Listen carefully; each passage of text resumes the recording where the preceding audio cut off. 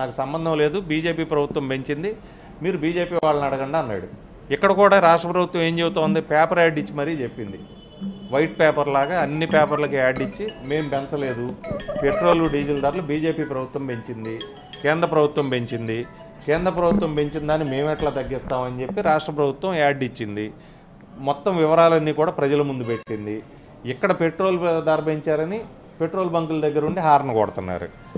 రేపేం పిలిపిస్తాడంటే చంద్రబాబు నాయుడు, ఎప్పుడన్నా నిత్యావసర వస్తువుల ధరలు పెరిగితే కిరాణా కొట్ల ముందు కూర్చొని వాళ్ళ ముందు హార్న్ కొట్టమని, తర్వాత ఎప్పుడైనా కరెంటు ఛార్జీలు పెరిగినాయి అనుకోండి, కరెంటు ఛార్జీలు పట్టుకోండి మీరందరూ కరెంటు తీగలు పట్టుకొని గట్టిగా లాగండి తమ్ముళ్ళు, లేకపోతే ట్రాన్స్ఫార్మర్లో ఏలు పెట్టి గట్టిగా లాగండి తమ్ముళ్ళు అని చెబుతాడు. ఇప్పుడు ఎక్కడ నొప్పి తగిలిందో, ఎక్కడ దెబ్బ తగిలిందో అక్కడ మందేయాలి. నేను కృష్ణా జిల్లా గన్నవరం అసెంబ్లీ నియోజకవర్గం నుంచి రెండోసారి శాసనసభకి ఎంపికయ్యాను సార్.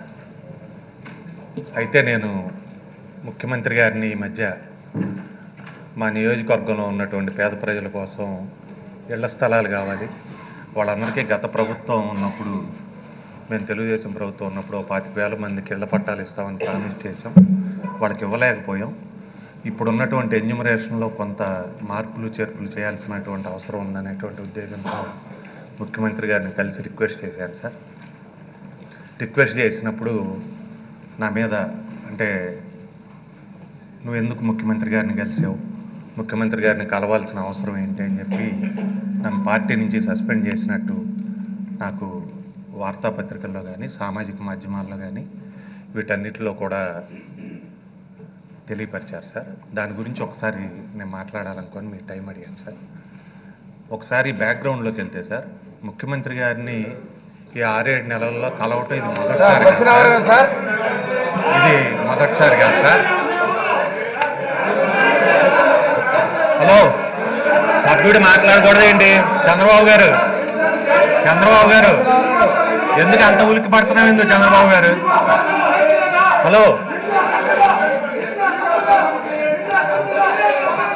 సార్, అయితే ముఖ్యమంత్రి గారిని నేను కలవటం ఇదే మొదలు కాదు సార్, ఎంత ముందు కూడా కలిశాను సార్. రాష్ట్రం అంతా ఫలితాలు ఎట్లా ఉన్నా కూడా కుప్పం నియోజకవర్గంలో ఎప్పుడు కూడా తెలుగుదేశం పార్టీకి అనుకూలంగా వచ్చాయి, ఇప్పటివరకు కూడా అట్లాగే వచ్చాయి.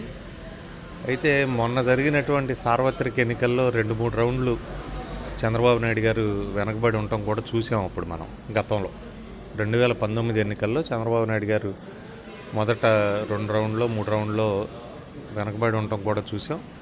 ఇప్పుడైతే పూర్తిగా ఈ 1.5-2 సంవత్సరాల కాలంలో కుప్పంలో తెలుగుదేశం పార్టీ కుప్పగూలిపోయింది. అట్లాగే చంద్రబాబు నాయుడు గారికి కూడా కోసాలు కదిలిపోయినాయి, అంటే ఫౌండేషన్ కదిలిపోయింది. ఆయన ఎప్పుడు కూడా మాకు తెలుగుదేశం పార్టీ ట్రైనింగ్ ప్రోగ్రామ్స్లో వాటిల్లో కుప్పంలో ఏ బూత్లో ఎంత వస్తుంది, ఆకుపచ్చ మార్క్ పెట్టండి, ఎర్ర మార్క్ పెట్టండి, లేకపోతే బ్లూ మార్క్ పెట్టండి, నేను ఎవరెవరికి వేస్తారో చెబుతాను, ఏ బూత్కి ఎంత వస్తుందో చెబుతాను అనేవాళ్ళు. అటువంటిది ఇప్పుడు సుమారుగా 89 పంచాయతీలకు ఎన్నికలు జరిగితే 74 పంచాయతీలు వైసీపీ గెలవటం, ఓ పంచాయతీ ఇండిపెండెంట్ గెలవటం, కేవలం 10-14 పంచాయతీలు మాత్రం తెలుగుదేశం గెలవటం అనేది కుప్పంలో కుప్పగూలిపోయిన తెలుగుదేశం పార్టీకి చాప చుట్టేసినట్టు అర్థమైంది. ఇప్పుడు రాజకీయాల్లో మిత్రలాభం, మిత్రభేదం అన్నీ కూడా ఉంటాయి. ఇది ఎట్లా ఉందంటే దొంగ అని అరిచినట్టు, లేకపోతే గొంగట్లో అన్నం తింటా వెంట్రుకలు వచ్చినాయని గొడవ చేస్తాడు. అన్నం తినేది గొంగట్లో. రాజకీయ వ్యవస్థలో అన్ని రకాలు ఉన్నాయి, మంచి ఉంది, చెడు ఉంది, కొన్ని రకాల అందరం కూడా చేస్తాం. ఓడిపోతేనేమో ఎదుటి వాళ్ళ తప్పు, నేను గెలిస్తే నా గొప్ప అనేది చంద్రబాబు నాయుడు గారి స్వభావం కింద ఉంది. ఆయన గెలిచిన పంచాయతీలన్నీ ఆయన ఏమో రూపాయి పెట్టకుండా పుచ్చలపల్లి సుందరయ్య గారి మార్గంలో, లేకపోతే మహాత్మా గాంధీ మార్గంలో గెలిచాడు. ఈ మిగిలిన వాళ్ళు గెలిచిన వాళ్ళందరూ డబ్బు ఖర్చు పెట్టి గెలిచారంటే, మీరు ఒక్కసారి ఉదాహరణ చూస్తే ఈ రాష్ట్రంలో డబ్బు రాజకీయం మొట్టమొదటి ఎప్పుడు మొదలైందో చూడండి. సుమారు 1999లో కానీ 2000లో కానీ కృష్ణా జిల్లా ఉయ్యూరు నియోజకవర్గంలో అన్నే బాబురావు గారని శాసనసభ్యుడు ఉండేవాడు. ఆయన చనిపోయాడు, బై ఎలక్షన్ వచ్చింది. ఆయన భార్య అన్నే విజయలక్ష్మి గారిని బై ఎలక్షన్కి తెలుగుదేశం పార్టీ తరఫున పెట్టారు. మొట్టమొదటిసారి 500 రూపాయలు పంచిన ఎలక్షన్ అది. చేసిన చంద్రబాబు నాయుడు గారు, అప్పుడు ఆయనే ముఖ్యమంత్రి. ఈ రాష్ట్రంలో డబ్బుతో రాజకీయం చేయొచ్చు, డబ్బుతో ప్రతి ఎలక్షన్ నడపచ్చు అనేది దాన్ని ప్రతి ఎలక్షన్కి రేంజ్ పెంచుకుంటా తారాస్థాయికి తీసుకెళ్ళింది చంద్రబాబు నాయుడు గారు. మొన్న నంద్యాల ఎలక్షన్ చూసాం. మధ్యలో జగన్ గారు పార్టీ పెట్టినప్పుడు పులివెందుల బై ఎలక్షన్కి, కడప బై ఎలక్షన్కి 100 కోట్లు ఖర్చు పెట్టారు. మేకపాటి రాజమోహన్ రెడ్డి గారు నెల్లూరు ఎలక్షన్కి ఒక 70 కోట్లు ఖర్చు పెట్టారు. మొన్న నంద్యాల ఎలక్షన్కి ఎంత ఖర్చు పెట్టారనేది మనందరం చూసాం. కాబట్టి ఇదంతా కూడా ప్రజలు నవ్వుతారు అనేటువంటి ఇంగిత జ్ఞానం లేకుండా 40 ఏళ్ల పాటు రాజకీయ అనుభవం ఉండి, 40 ఏళ్ల పైన రాజకీయ అనుభవం ఉండి, 3 సార్లు ముఖ్యమంత్రిగా, 3 సార్లు ప్రతిపక్ష నాయకుడిగా పనిచేసినటువంటి చంద్రబాబు నాయుడు గారు అనదగిన మాటలు కాదు. ఆయన తెలుగుదేశం పార్టీని ఇంప్రూవ్ చేసుకోవడానికో, దాని విధి విధానాలను మార్చుకునో, ఐడియాలజీని మళ్ళీ రీస్ట్రక్చర్ చేసుకునో ట్రై చేయాలి తప్పితే ఓటేసినందుకు జనాలని దొంగలని, లేకపోతే జనాలు దొంగలు కోట్లు వేస్తున్నారు, డబ్బులు కోట్లు వేస్తున్నారని ప్రజాస్వామ్యాన్ని నిందించడం అనేది కరెక్ట్ పద్ధతి కాదు.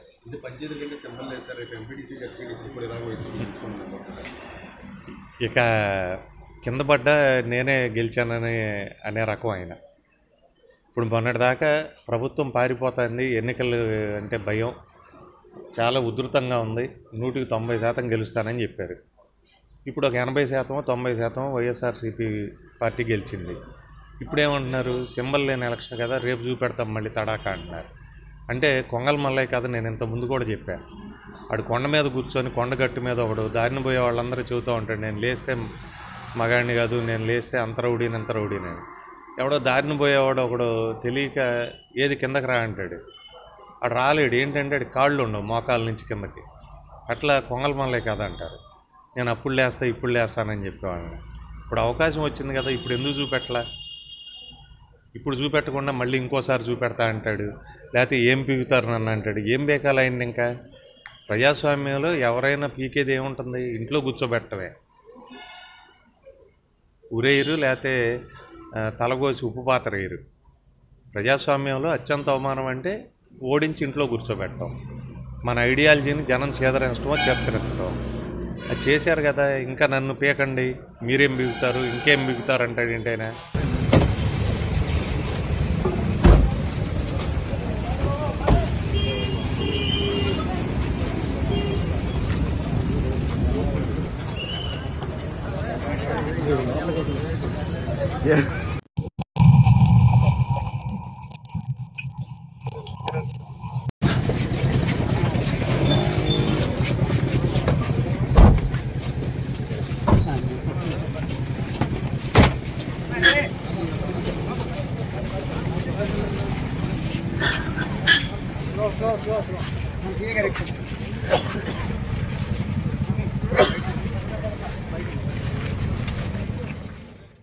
మా వీడియో మీకు నచ్చినట్లయితే please like, share and subscribe.